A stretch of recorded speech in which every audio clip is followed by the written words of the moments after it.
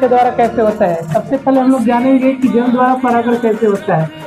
यह परागण क्या होते हैं, जल में उगने वाले पादपों में पाए जाते हैं।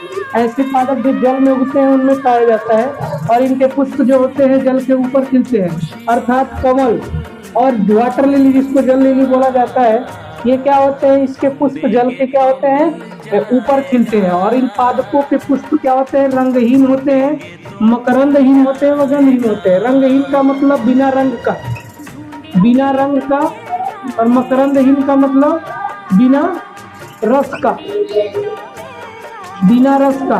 और गंधहीन का मतलब जिसका सुगंध नहीं होता है, जिसका सुगंध नहीं होता है। तो वहां पे कौन सा परागण होता है, जल परागण होता है, जिसको हाइड्रोफाइल के नाम से क्या किया जाता है, जाना जाता है। दूसरा क्या है, आप लोग बना लीजिएगा हेडिंग। दूसरा है आपका वायु द्वारा परागण। वायु द्वारा परागण, वायु द्वारा परागण,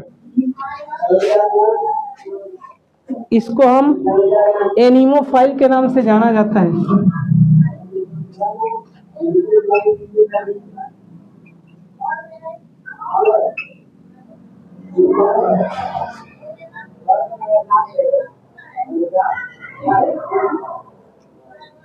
हमने क्या जाना कि जल के द्वारा होने वाले परागण को हम जल परागण कहेंगे। तो इसमें वायु द्वारा, ऐसे पादप जो वायु द्वारा परागित होते हैं उसको हम क्या कहते हैं, वायु परागण कहते हैं।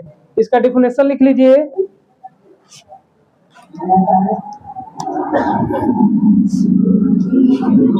ऐसे पादप, ऐसे पादप जिनमें परागण वायु द्वारा होते हैं, द्वारा होते हैं, उसे वायु परागण कहते हैं।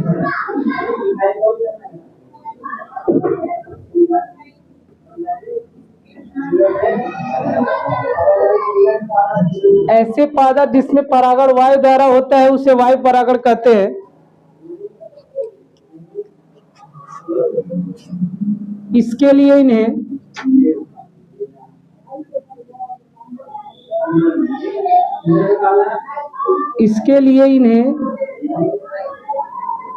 अनेक युक्तियां जैसे